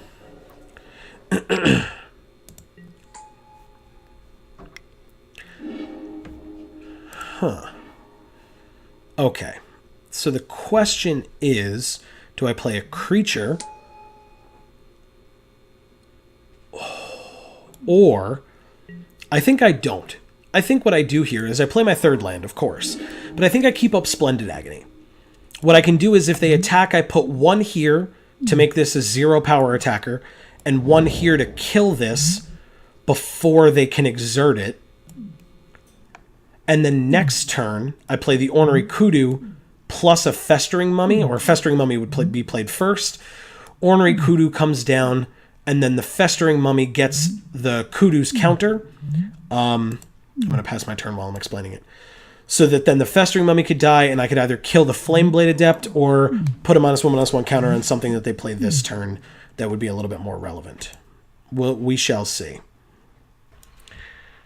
All right, we're back. That was not nice. Let's see what we're doing here. Don't forget, actually, yeah, that's it. We know what we're doing. Oh, it's the beginning of combat on their turn. Okay. That's fine. I remember what we're doing now. They have attacked. They have not exerted, which means that we do this.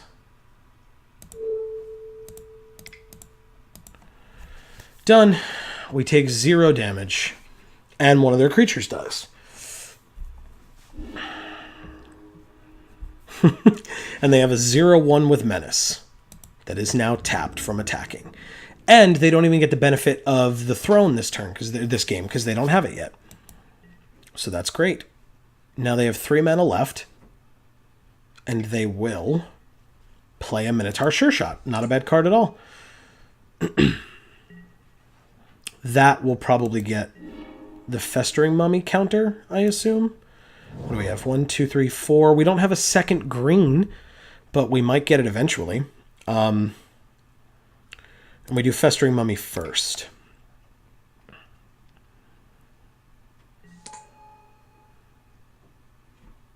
And so then we do 1, 2, 3 for the Kudu. And we use its counter to kill the Festering Mummy to put another counter on the Sure Shot, because I'm not as worried about this Menace guy. All right, we're back again. Magic Online does not like putting -1/-1 counters on things, apparently. It just crashes every time I try. Yes.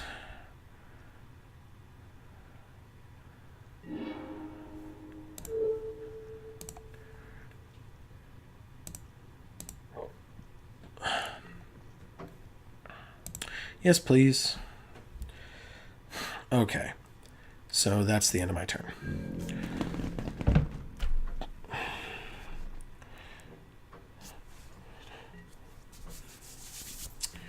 All right. So we can't play Scaled Behemoth yet until we draw another green, and even then we need 2 more turns. So hopefully we draw something we can play with 5. Not double green.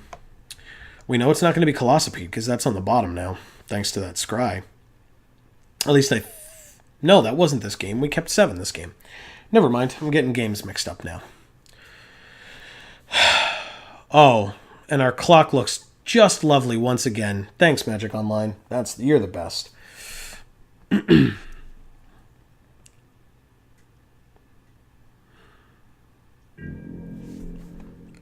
Okay, they go to combat. And you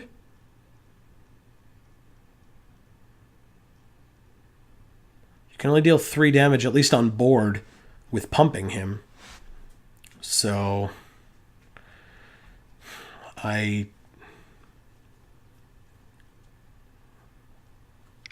okay. You attack for 0. Is it to send a message, or do you actually have something to do? It's to send a message. Great. Message kind of received, but I feel like an 0-1 chump blocker is probably better for you in this scenario. Oh, it's for the throne. I get it. It took me a second. Okay. I can play it. I asked for that. That's all I wanted. Cursed Minotaur is fine. See, now if you pull that trick again, you won't have a blocker back for Menace. I should probably attack here. Yeah, why not? They can pump once to make it a 2-2, but it's clearly not enough, so. And plus my clock's going down, so I might as well start doing something. Because that's what we're dealing with now, which is fine. It worked out for us the first time, but now we're in game 3. We'll see how this goes.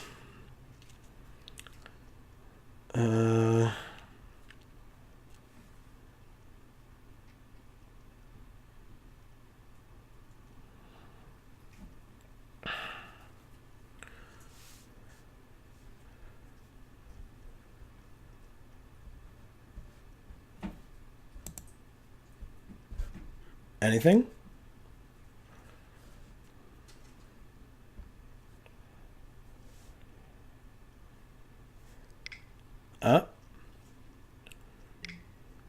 Trial of Zeal. Deals 3 damage to kill my Cursed Minotaur, I assume? Yep. That's fine. Like I said, Trial of Zeal is a very good card. Very, very good. Now I'm tapped out, so I can take 1. Or I'm tapped out creature-wise. So I take 1, and then 2 more from the throne. So it's 3 total this turn. I go to 15. Do you have a creature for 1 mana, though? No. It's the end of your turn. So You're just... Okay.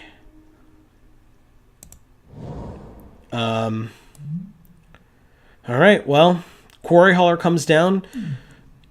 I can either kill this, which I think is stupid, or I can put another counter on this, making both of his creatures 0/1s. And yes, sure, Throne of the God Pharaoh is doing something, but it's not relevant. I'm not that concerned.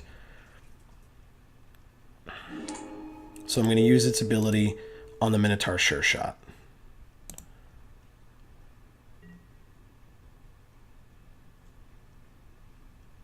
Add. I almost clicked remove because I hadn't seen that before. You know, that option there. So I was like, it's add or remove. It's add. And then I'm going to go to combat and attack for 3.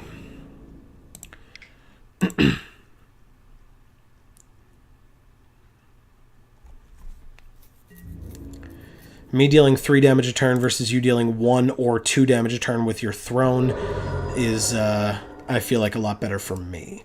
Plus, if I get another green, I just have a 6/7. Or, what do I have? 1, 2, 3, 4, 5, 6. Yeah.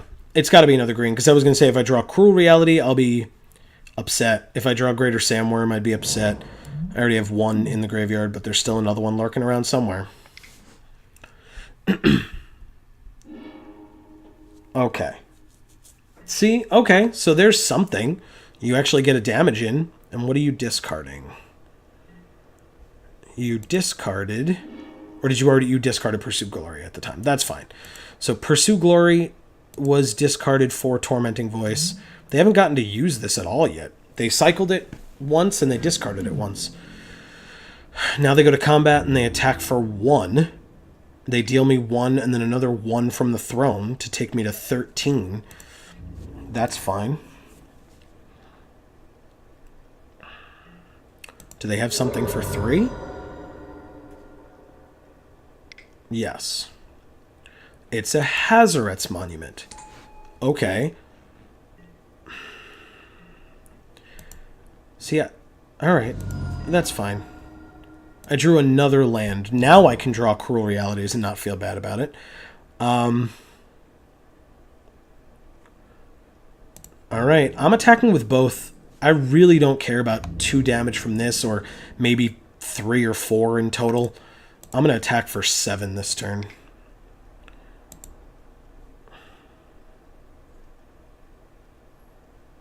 They can chump block once. Presumably the 4 damage. And then take 3 and go to 11. They have 2 cards in hand. I have 1, but now it's their turn, so they have 3. What are they doing? They have a second black. Was that something they were waiting for by chance? They didn't attack this time. And they ended their turn. Interesting. I'll play Bounty. If that's the only way I'm getting my second green, then that's what I'll do. Bounty is fine. Plus I'm drawing extra cards, at least next turn. I'll do it. I got nothing else going on and my clock's going down, so I might as well just start swinging out. 7. They have 2 cards in hand now and 6 mana open, so I assume there's something coming besides just a chump block, but I guess I could be wrong. I'm wrong. Alright. Nothing at end of turn? Nope. They drew a card. They have 3 in hand. They play a Minotaur Sure Shot. Do they discard for the monument?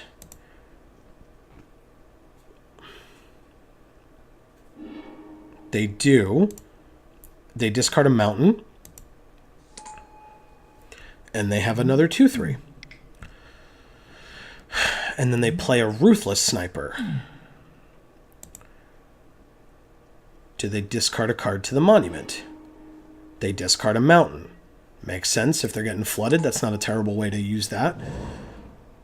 And they play a land anyway. Wow, they were very flooded. The throne does nothing. Soul Stinger happens. Well, actually, we'll see what I draw. Yeah, that's kind of what I was hoping. All right, so we play Scaled Behemoth for 6. Do we attack first? Of course we attack first. They can pump and kill this, but this will still die, so I don't mind. I go to combat. And I attack for 7. If they take it all, they go to 1. Otherwise, I'm assuming they block here. That wouldn't make sense for them not to. Yeah. Like I said, and then they pump. I have no effects.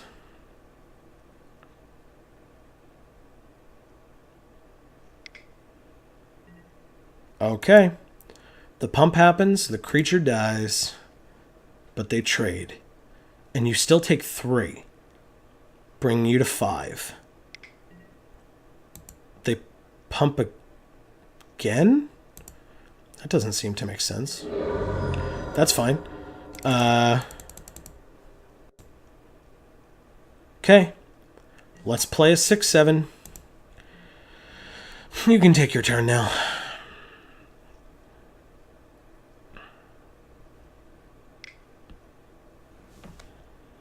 Okay, so they have another Minotaur Sure Shot. Do they discard to the Monument? Oh, of course they don't. They don't have anything to do that with. Okay. That's fine. Because if they did, Ruthless Sniper could do fun stuff. Alright, that's the end of their turn. On my turn, this happens first. So I get mana. Then I play a land, tap a black, and play a Soul Stinger, using its ability on itself, despite the fact that Magic Online doesn't like doing that today. And then I go to attacks. And I attack with both. Yes. Attack for 9. You have to at least block here. If you don't block here, you go to 2. And if you chump block here, and pump, you only have to pump twice, which you have the mana for. I have no cards in hand, so it's not like I have combat tricks, but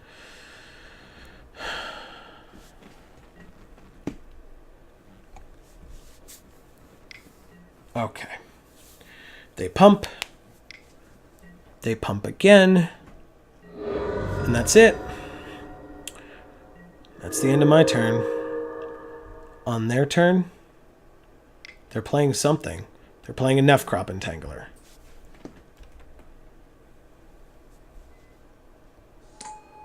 Alright. They have a 2/1. And I have a Colossopede, and I draw another card now. What do I draw? I draw Forest. I'll play it, that's fine. Play it, please. Thank you. Go to combat. Attack with both. Thank you. I have nothing else. You know I have nothing else. But so do you. So you take 2. You go to 3. I have 1 minute and 5 seconds left. I might actually have more time left on my... or just around the same amount of time left on my clock that I did the first round. They draw a Grimstrider, which is now a 6/6. That's pretty nice. Okay. Oh yeah, I have nothing to say to that. I'll just have 6 through that. Okay. Well, it doesn't have flying. So I'm just gonna go to combat. That's fine. All that mana goes away. What a shame. And I attack with everybody. Oh. What happens? Yep. And...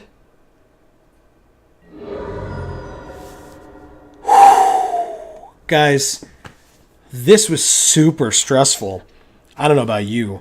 thank you guys so much for hanging out. Like I said, let me know in the comments what you thought of these games. Was it my fault? Was it Magic Online's fault? Was it neither?